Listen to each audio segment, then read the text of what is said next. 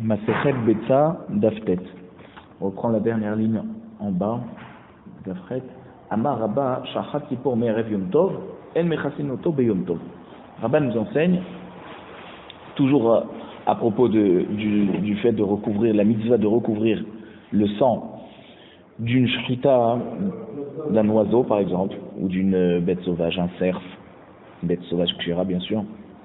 Donc s'il a fait la shrita d'un oiseau, Erev Yom Tov, et pour X raison il a oublié de recouvrir, et Yom Tov est rentré, et bien pendant Yom Tov il n'a plus le droit de recouvrir le sang pendant Yom Tov. Parce que ce qu'on a permis pendant Yom Tov de recouvrir, c'est seulement lorsque tu as fait la shrita pendant Yom Tov, et que tu as été chayav de recouvrir le sang de la shrita pendant Yom Tov. Mais si c'est un sang, c'est une mitzvah de recouvrir le sang qui est incombé depuis Erev Yom Tov, et que tu n'as pas fait la mitzvah de Kisui Adam, alors tu pourras manger l'oiseau, le poulet par exemple pendant Yom Tov, mais même si tu n'auras pas le droit de couvrir le sang. Deuxième cas, on commence le Daftet. Vous savez, il y a la mitzvah de Afrashat Hala. Il y a un passage qui dit Reshit Arisotechem Hala Tarimu Teruma Kitrumat Goren Ken Tarimu Ota. Un passage dans Bamidbar Peretet Pasuk Kaf, et qui nous dit que donc on doit prélever de la Hala. Lorsqu'on a une quantité, aujourd'hui on considère à partir de 1,6 kg 600 grammes, à partir de là on fait la Afrashat Hala avec bracha. Et tant qu'on n'a pas fait la Afrashat Hala, c'est assourd de manger la pâte. Et Chachamim, ils ont rajouté que c'est pas seulement en Eretz Israël, même en Chutz La'aretz qu'on a la mitzvah de Afrashat Hala. Bien sûr, jusqu'à aujourd'hui, il y a une marque loquette. Est-ce que c'est Minatora ou Midrabanan? Mais en tout cas, le cas de la Gemara qu'on nous ramène ici, c'est toujours un cas de Rabba. Gilgel Isa Me'erev Yom Tov, Mafrish Mimena Halata Yom Tov. Donc Rabba fait la différence entre Kisou Yadam, que si on n'a pas couvert le sang Erev Yom Tov, pour une shrita qu'on a fait Erev Yom Tov, on n'a pas le droit pendant Yom Tov de venir juste couvrir le sang d'une shrita de veille de Yom Tov. Mais par contre, s'il a Gilgel, ça veut dire il a pétri une pâte mais Erev Yom Tov, donc même qu'il a été chayav de la mitzvah de Afrashat Chala Erev Yom Tov, et s'il ne l'a pas fait, Mafrish Memena Chalata Yom Tov, il a le droit pendant Yom Tov de prélever la Chala pendant Yom Tov. Même qu'on va voir plus loin dans la Mishnah, dans la Daf Lamed Vav, que Chachamim ont interdit de prélever tous les prélèvements de Trumot ou Maasrot pendant Yom Tov, parce que c'est comme si il arrange les fruits, puisque avant ils étaient interdits à la consommation, et après le prélèvement ils sont autorisés, parce qu'il aurait pu le faire veille de Yom Tov. Mais par contre, il fait quand même la différence entre Afrashat Chala et les Trumot ou Maasrot des fruits. Que Afrashat Chala, même si on a été rendu Chayav Erev Yom Tov, Chachamim n'ont pas interdit de faire la mitzvah de Afrashat Chala pendant Yom Tov. Pourquoi? Parce que les Chatrila, on a le droit de pétrir une pâte pendant Yom Tov et de la cuire pour avoir du pain chaud. Avoua d'Ishmuel Amar, Afilu Gilgel Isam Erev Yom Tov, En Mafresh Mimena Chalata Yom Tov. Le père de Shmuel, lui, ne fait pas cette différence que Rabba nous a donné entre Kisui Adam, de même que Kisui Adam, si tu as fait la shrita Erev Yom Tov, eh ben tu dois couvrir le sang Erev Yom Tov, et si tu l'as pas couvert, eh ben tant pis, tu n'as pas le droit de le recouvrir pendant Yom Tov. Pareil pour Afrashat Chala, si tu avais la mitzvah de Afrashat Chala, tu avais pétri cette pâte déjà veille de Yom Tov, et tu n'as pas fait la Afrashat Chala, eh ben pendant Yom Tov, tu peux plus faire la Afrashat Chala. Lema Piga de Shmuel, Adavua de Shmuel. Alors peut-être qu'il faudrait voir ici qu'il y a une marloquette entre Shmuel et son père. De Amar Shmuel, Halat, Hutzala Aret, Ol Chel Ve'olech, Ve'acharkach Mafrish. On voit que Shmuel nous a enseigné, donc dans une braïta, qu'une Hala qu'on doit prélever, d'accord, une Afrashat Hala qu'on doit prélever de la pâte en Hutzala Aret, puisqu'elle est Midrabanan et elle n'est pas Minatora, donc lui il va d'après la vie, il dit que c'est Midrabanan. eh ben, cette pâte n'a pas été interdite à la consommation avant de Hafrashat Chala.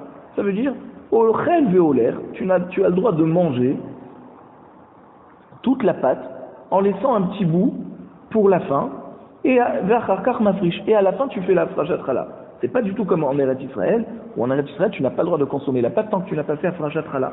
Donc on voit de Shmuel que la pâte de Chutz Laaretz, elle n'est pas interdite avant d'avoir fait la Hafrasha.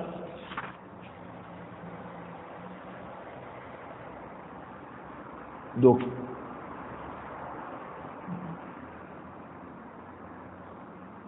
si il fait la Hafrashat Chala pendant Yom Tov, il arrange rien du tout, puisque de toute façon il pouvait consommer cette pâte. C'est pas comme un fruit où tant que tu n'as pas fait les Trumot ou Masot, tu peux pas consommer le fruit. Là, tu peux manger cette pâte et tu laisses un petit bout pour la fin.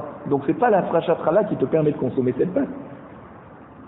Donc, de là tu vois qu'a priori, Shmuel serait cholek sur son père qui a interdit de faire la Hafrashat Chala pendant Yom Tov, et il n'a pas fait de différence entre Eretz Israël et Chutz Laaretz. Rava répond, non, on n'a pas besoin de dire que Shmuel est cholek sur son père. Pourquoi? Milo modé Shmuel sheim kara ale Hashem chez Asura les Arim.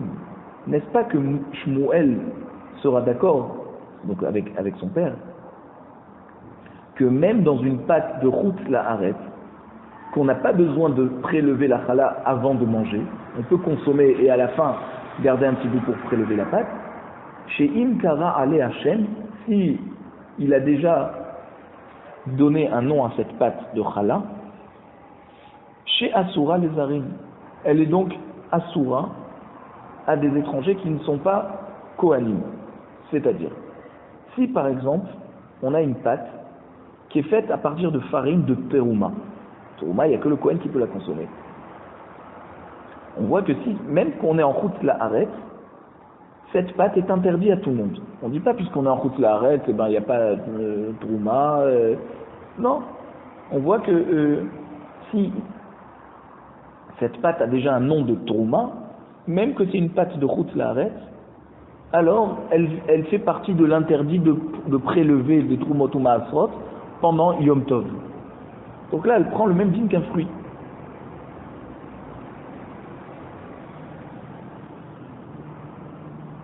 Donc, puisque cette pâte, Erev Yom Tov, a déjà sur elle le dîme de Hafrashat Chala,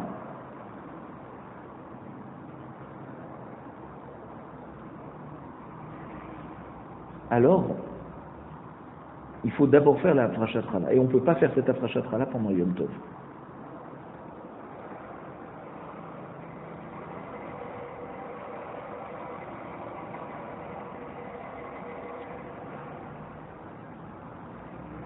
Donc,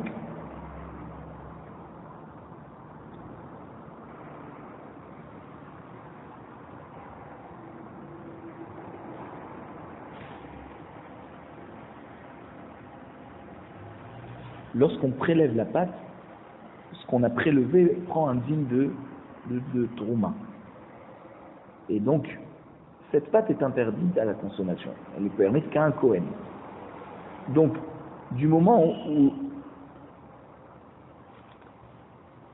où il a prélevé la pâte Erev Yom Tov, alors cette pâte, elle est interdite aux gens. Donc, il dit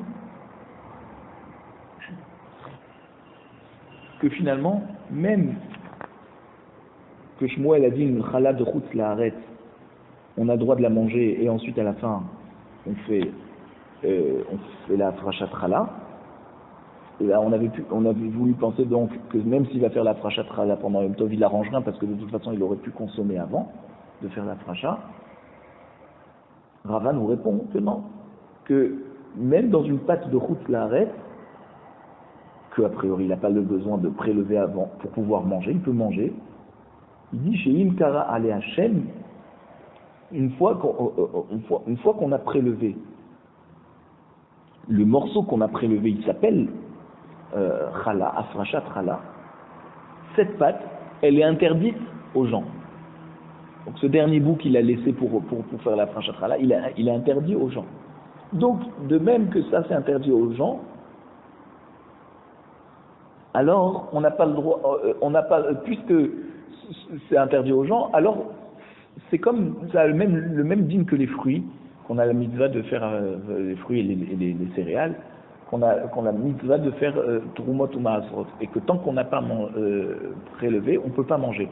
Et ça, on a interdit de le faire pendant Yom Tov. Donc ça, de même que c'est interdit pendant Yom Tov, et bien de même à Frachat Chala, c'est interdit pendant Yom Tov. Puisque la pâte qu'on a prélevée, elle prend un din de Kedusha, elle a une certaine Kedusha, qui la rend interdite à la consommation à ceux qui ne sont pas Kohanim. Donc c'est pour ça que, même d'après Shmuel, finalement, on conclut qu'on ne peut pas faire la Frachat Chala pendant Yom Tov. La Mishnah nous dit, Bet Shammai omrim en molichin natasula mishovach leshovach, aval mateu mechalon mechalon ou bet hillel matirim. Cette Mishnah nous parle d'une échelle qu'on a besoin pour pouvoir monter dessus et atteindre un nid d'oiseau. C'est pas seulement un nid, c'est une sorte de petite cage, d'accord, une petite maison où il y a dedans des toutes petites maisons pour les oiseaux. Et de là-bas, il va prendre les oiseaux pour leur faire la shrita pour pouvoir les manger pendant Yom Tov. Et on veut savoir est-ce qu'on a le droit de bouger l'échelle pendant Yom Tov ou pas. Bet Shammai interdit. El molich metasula mishovach lishovach, pour aller d'un nid d'oiseau à un autre nid d'oiseau. Aval mateu mechalon mechalon. Par contre, lorsque dans un shovar, il y a plusieurs couples d'oiseaux, et il y a une sorte de mechitza, une sorte de paroi, une petite séparation. À l'intérieur de la cage, il y a une petite séparation pour délimiter l'endroit de chaque couple d'oiseaux. Et chaque couple d'oiseaux a sa petite fenêtre pour pouvoir rentrer. Mateu mechalon lechalon. Alors sur le même shovar, on a le droit de bouger l'échelle d'une fenêtre à une autre fenêtre. Parce que là, on voit que quand il est en train de bouger l'échelle, c'est vraiment pour pouvoir prendre un oiseau de ce même shovar. Et Bet Hillel permet. Il te dit non, même tu as le droit de prendre l'échelle, l'amener dans un autre shovar, et on ne craint pas que les gens pensent que tu vas utiliser l'échelle pour un besoin personnel, pour arranger quelque chose pendant Yom Tov. La Gemara nous dit Amar Rav Chanan Barami, Machloket Birshut Harabim. Rav Chanan Barami nous dit que la Machloket en Bet Shammai et Bet Hillel, est-ce qu'on a le droit de déplacer cette échelle pendant Yom Tov, c'est seulement dans le Reshut Harabim. Des Bet Shammai Savré, Haroé, Omer Leatiach Gago ou Tsarir. Bet Shammai, ils interdisent de déplacer l'échelle parce qu'ils pensent que celui qui va voir la personne déplacer l'échelle dans le Reshut Harabim, dans le lieu public, alors celui qui va voir ça, il va se dire que pourquoi il déplace cette échelle pour les Atiar Gago. Les Atiar Gago, c'est enduire son toit de ciment pour le rendre étanche. D'accord? Et ça, c'est interdit parce que ça s'appelle construire. Et si la personne elle voit ça, elle va se dire, ah ben alors j'ai le droit de le faire. Donc Bet Shammai est interdit de déplacer l'échelle. Ou Bet Hillel Savré, Shovacho Mochiach Alav. Aval Birshut Hayachid Divra Kol Mutar. Bet Hillel dit, non, il n'y a pas besoin de craindre que la personne va croire qu'il va déplacer cette échelle pour enduire son toit de plâtre. Parce que Shovacho, ça veut dire le nid d'oiseau qui est pour le moment accroché ça veut dire l'échelle qui est accrochée à ce nid d'oiseau, il prouve que cette échelle, elle sert à monter, récupérer des oiseaux d'un nid d'oiseau. Donc la personne qui va le voir déplacer l'échelle, il va dire sûrement que c'est pour aller le mettre sur un autre nid d'oiseau. Donc il ne va pas craindre qu'il va arranger son toit. Mais par contre dans le Reshut Hayachid, donc dans le bien privé, dans la cour privée, que là les gens, il n'y a pas beaucoup de gens qui le voient, alors ça, soit d'après Bet Shammai, soit d'après Bet Hillel, c'est moutard, c'est permis de déplacer cette échelle d'un nid d'oiseau à un autre nid d'oiseau. La Gemara nous pose une question à propos de ce que dit Rav Chanan Barami. Il a expliqué la marloquette comme ça. Est-ce qu'on craint qu'en le voyant déplacer son échelle, on va penser qu'il va aller arranger son toit. Ini, c'est ça la marloquette.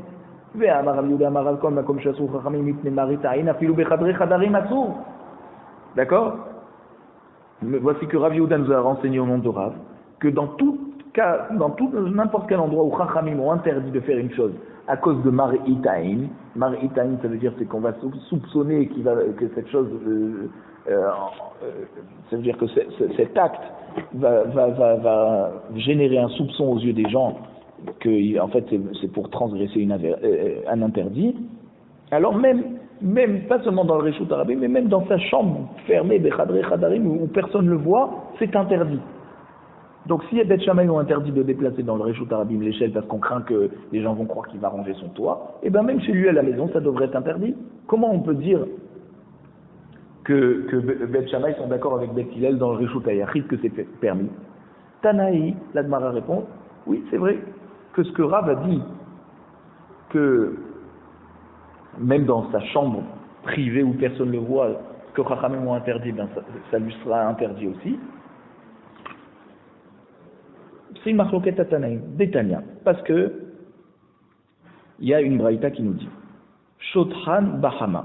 On parle de quelqu'un qui a ses habits qui sont tombés dans l'eau pendant Shabbat et il veut les faire sécher. Alors il a le droit de les étendre dans sa cour au soleil pour qu'ils sèchent tout seuls. Avallo keneged ha'am. Il n'a pas le droit de les étendre devant tout le monde. Seulement dans sa cour. Parce que sinon les gens ils vont croire qu'il a lavé les habits pendant Shabbat. Ça c'est Tanakama. Rabbi Elazar et Rabbi Shimon aussi. Par contre Rabbi Elazar et Rabbi Shimon, ils interdisent. Rabbi Elazar et Rabbi Shimon, ils interdisent d'étendre les habits, même chez lui à la maison. Parce qu'ils sont d'accord avec Rav que ce que Chachamim ont interdit Mishum Maritaïn, même dans sa chambre, donc même dans sa cour privée, c'est interdit. Et Tanakama n'est pas d'accord avec ça. Il te dit tout ce qu'on interdit Mishum Maritaïn, c'est vraiment dans la rue ou dans des endroits où on craint que les gens vont le voir. Et donc Rav Hanan qui expliquait notre marloquet de Bet Shammai et Bet Hillel par rapport à l'échelle, est-ce que les gens vont craindre qu'il va, en le voyant déplacer cette échelle d'un nid à un autre nid, est-ce qu'ils vont penser qu'il va déplacer cette échelle pour monter sur son toit et l'enduire de plâtre pendant Yom Tov ou pas? Donc Rav Hanan pense comme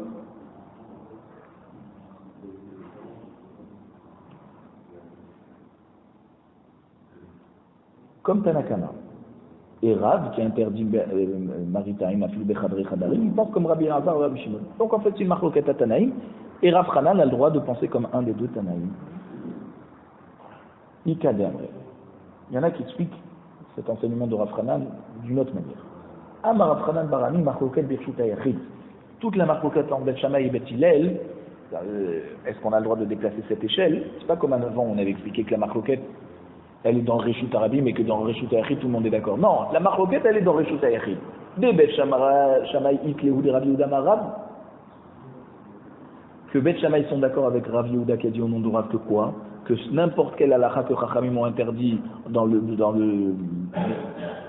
l'endroit public, eh ben c'est interdit aussi dans sa chambre, si c'était Mishum Maritaïn, même que dans sa chambre il n'y a personne qui le voit, ben c'est quand même interdit. Ou Bet Hillel laisse les roues des Rabbi Yehuda Marav. Et Bet Hillel ne sont pas d'accord avec l'enseignement de Rabbi Yehuda Marav, et ils disent dans un endroit public il y a Maritaïn, dans un endroit privé il n'y a pas de Maritaïn. Et donc Bet Hillel, lorsqu'ils ont permis de déplacer l'échelle, c'est dans le Reshut HaYachid où il n'y a personne qui risque de le voir. Aval Birshut Harabim, Divra Kol Asur. Mais par contre dans le Reshut Harabim où là vraiment il y a un problème de Maritaïn, que les gens vont penser qu'il va arranger son toit, alors là d'après tout le monde c'est Asur. Les Marav de Amar et Bet Shammai, est-ce que tu veux me dire alors que d'après cet enseignement de Rav Hanan, la deuxième version, que Rav, il est d'accord avec Bet Shammai, et que Bet Hillel sont d'accord avec les Rabbi Shimon et Rabbi Elazar?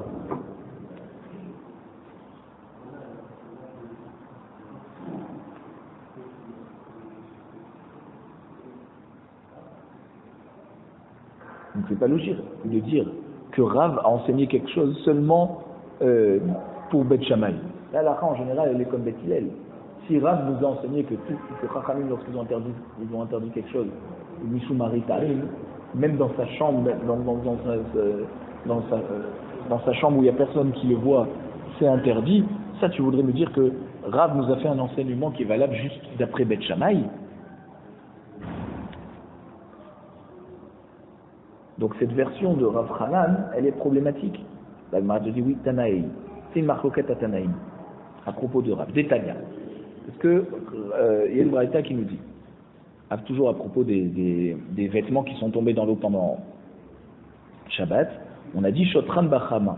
On a le droit de les étendre au soleil dans sa cour. C'est-à-dire que les gens ne le voient pas là-bas. Avalo Kenegedar, mais pas d'après tout le monde, pas devant tout le monde. Et Rabbi Elazar et Rabbi Shimon aussi. Et Rabbi Elazar et Rabbi Shimon, ils viennent et ils interdisent, même dans sa cour, d'étendre les vêtements au soleil. Pourquoi? Parce qu'ils sont d'accord avec Rav. Ils sont d'accord avec Rav que lorsqu'on interdit Mishum Maritaïn, c'est interdit de partout. Et donc, en quoi ça répond? C'est qu'on voit que Tanakama n'est pas d'accord avec Rav. Et Tanakama n'interdit pas Mishum Maritaïn lorsque on est tout seul. Maritaïn, c'est vraiment dans un endroit où on risque d'être vu, comme dans le Reshut Harabim. Donc Rav Hanan, il peut dire qu'il pense comme Tanakama dans la Braïta qui est Cholek sur Rav. Et d'après lui, Rav Hanan, Beth Hillel sera d'accord de faire ça, autorisera de déplacer l'échelle d'un nid à un autre nid, mais seulement dans le Reshut Yachid, parce que là-bas, il n'y a pas Maritaïm d'après Beth Hillel. Et donc la marloquette de Beth Shammai et Beth Hillel, elle est que dans le Reshut Yachid. Mais Rav, lui, il pense comme Rabbi Elazar et Rabbi Shimon dans la Braïta, que des choses qui sont interdites Mishum Maritaïm, il n'y a pas de différence entre Reshut Yachid et Reshut Harabim. Donc il faut dire que dans le Beth Hillel de notre Mishnah qui est autorisé, et forcément, que s'il n'y a pas de différence entre Reshut Harabim et Reshut Yachid, alors ça veut dire que c'est permis même dans le Reshut Harabim. Pourquoi? Parce qu'apparemment c'est une échelle qui est réservée pour un chovar, pour monter sur un nid. Elle a une taille spéciale pour monter jusqu'au nid. Et donc on ne craint pas que cette échelle va être utilisée pour arranger le toit. Ça c'est Beth Hillel. Beth Shammai, ils interdisent Mishum Maritaïm. Donc pour eux, ils interdisent pas seulement dans le Reshut Harabim, mais même dans le Reshut Yachid. C'est comme ça que le Rav Hanan a expliqué la marloquette de Beth Shammai et Beth Hillel. On tourne la page, derrière tête à mon bête. Matnitin, Deloki Haïtana.